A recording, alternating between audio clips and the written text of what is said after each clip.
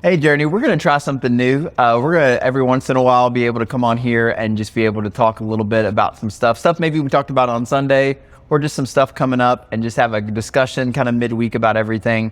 And so what we thought we'd do is invite David here today and just talk a little bit about what we talked about on Sunday, and just kind of work through some of the stuff. And so what we did was we talked about, having a pure heart, and then I gave some handles for everybody to kind of work through. And so I thought we'd just discuss those real quick, and just kind of get David's opinion on them and just kind of work through those things. So I think when we talk about a pure heart, like one of the things that hit me is that I think a lot of people think about sin, right? Which is, it makes sense. Absolutely, That's right. the first connection.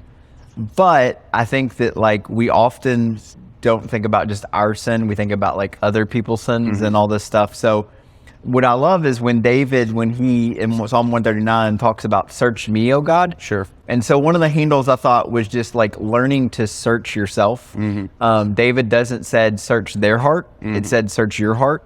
And one of the things I talked about Sunday, my counselor years ago said one time when I had an issue was, what is it in me that is so bothered by them? And I think that is like one of the things that I try to do, even though it's not always easy, is when something upsets me, I try to take a time out and say, what is it in me that is so upset That's about frustrated this? by what's happening. Yes. I gotcha. Yeah. And so just really searching your own heart first. Yeah. So looking within immediately rather than trying to just go straight after what they're doing that's making you frustrated. Yeah. I gotcha. And I think I think when it comes to the world we live in, which we talked about before, that like outrage sells. And so your social media or whatever, but like even in that, like, what is it in me that's seeking those things out?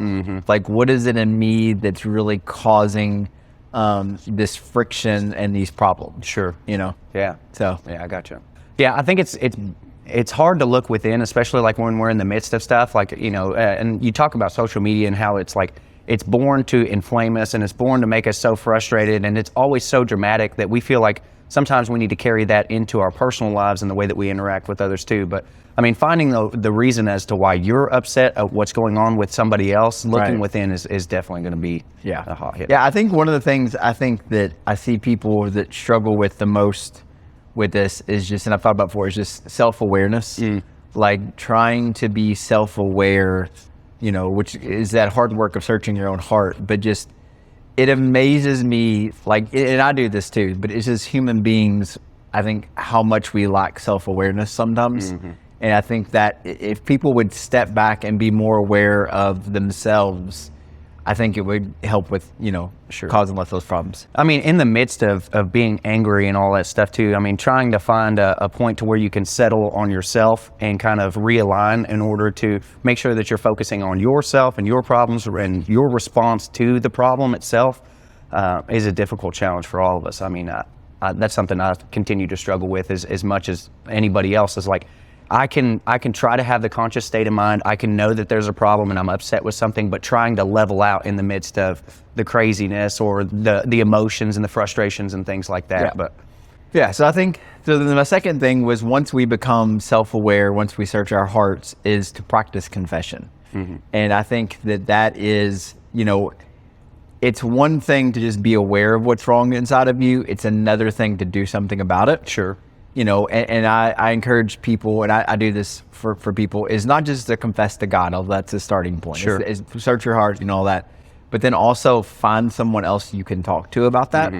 Whether that's a counselor, I think that, I see a counselor on a regular basis. I think everybody should be in counseling if they can afford it or find a resource for it.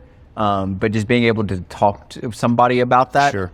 And get some outside perspective on that. But practicing confession is, I think just, it's one thing to be aware. It's another thing to vocalize it to someone else and work through those difficult emotions. You think like the important part of that is airing it out, actually? Like, do you think that would be the important Yeah, I part? think that there is. I think people are, here's the thing. I think people are afraid to say what's going on because there's always a fear. But like, I think that people don't realize once you get it out there, there's always that relief. Sure. It doesn't fix it, but there is that letting go of it in some ways. And when you confess it, it gets out there a little bit.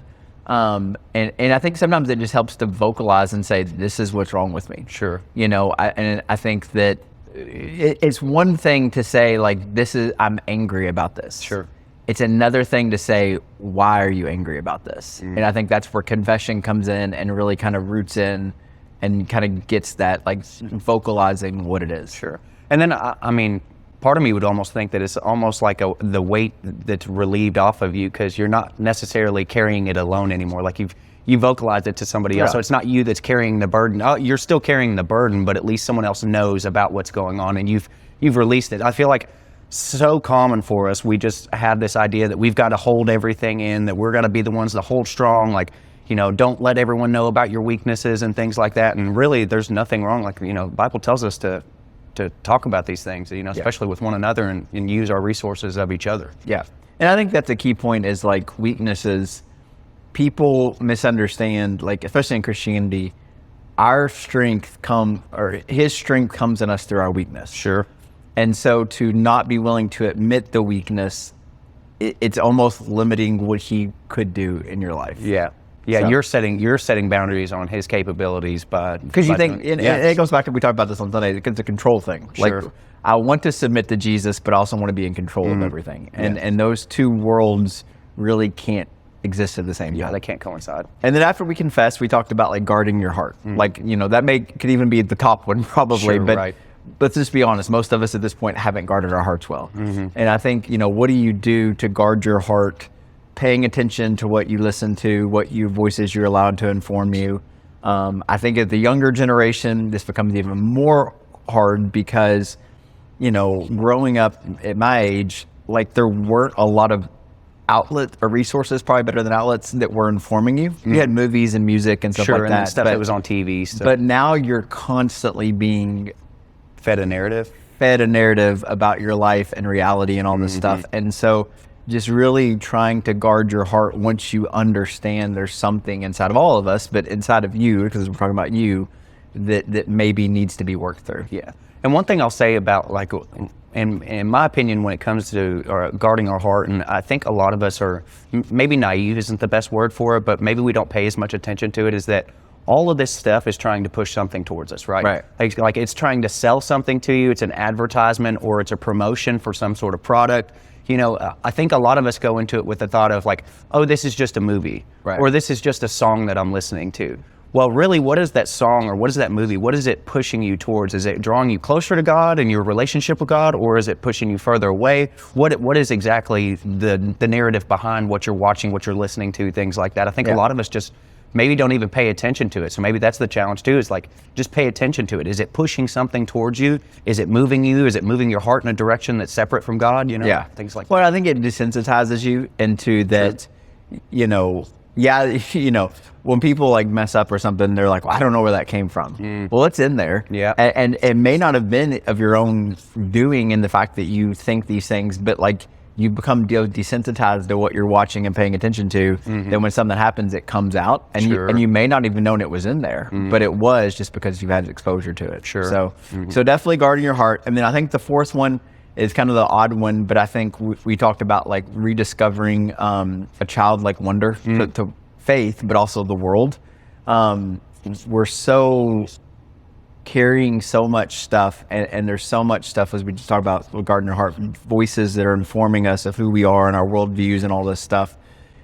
It becomes really easy to become jaded. And I think the biggest thing I always tell people is, you will find what you're looking for. And, I kind of joked, I said, part of the reason I don't do social media hardly anymore, I would get on to get mad. Like, if something happened, or I knew of something that was happening, or I knew of someone that might have a perspective, I would get on there to see what they say, just to get mad. Just to be upset. If that makes sense. And that's not healthy. Not at all. And so, but I think people do that all the time.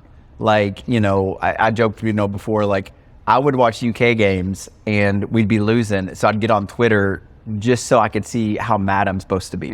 But all of that stuff, the whole point of all that is like, it just jades you, it makes you, and so, you think of a kid, and not being childish, but childlike, with the wonder of everything and being open to everything, and just, realizing that, yeah, there's a lot of negative out there, but there's actually good out there, and there's still stuff that we can discover and have wonder in. Right. it's almost like looking at the moments, these mundane, like even the things that are inconvenient and all of, the mess of chaos of life that we all have going on. Like a lot of you guys have kids and sporting events and all these things that you constantly have to do. But looking at the mundane moments through the lens of a child's eyes. Like I saw something the other day, and it was a video, and it was just this baby, and they were standing at the foot of a waterfall. And it was just the reflection of the waterfall in the baby's eyes was like, it was crazy the way that they videoed this. But just looking at the world, like for us, we just go and be like, oh, wow, beautiful waterfall, very pretty. But to look at it through the child's eyes and just see that that was like their first moment, and that wonder and that excitement and all of that just came through this child, that's exactly it. Looking at the world and looking at our mundane moments more of on the positive side of looking at like a childlike wonder, rather than to look at it of, okay, this is just something else I've got to do for the day. It's another mundane thing. Yeah, and I think that applies to faith. I mean, I think about lake camps a couple weeks ago. Like there were kids that caught fish for the first time. Sure, bro. Like I've caught thousands of fish in my life. Like it's not a big deal. Cool, you caught a fish. You caught a fish, but for them that was like huge. I caught a fish. And that idea of being amazed and having that excitement about stuff, we just live in a world that doesn't celebrate that enough anymore. And I think that's why we get so jaded, not just in faith, but in life in general. Sure, so I'm with you. So those are some handles just to kind of work through, just kind of talk through in your own life. And so we'll jump on here from time to time and discuss some of these things. We got a lot of stuff coming up. Again, don't miss out on trivia night this Sunday night at 6 p.m. We hope to see you there. But thank you guys, and we hope you guys have a great week. Thanks, guys.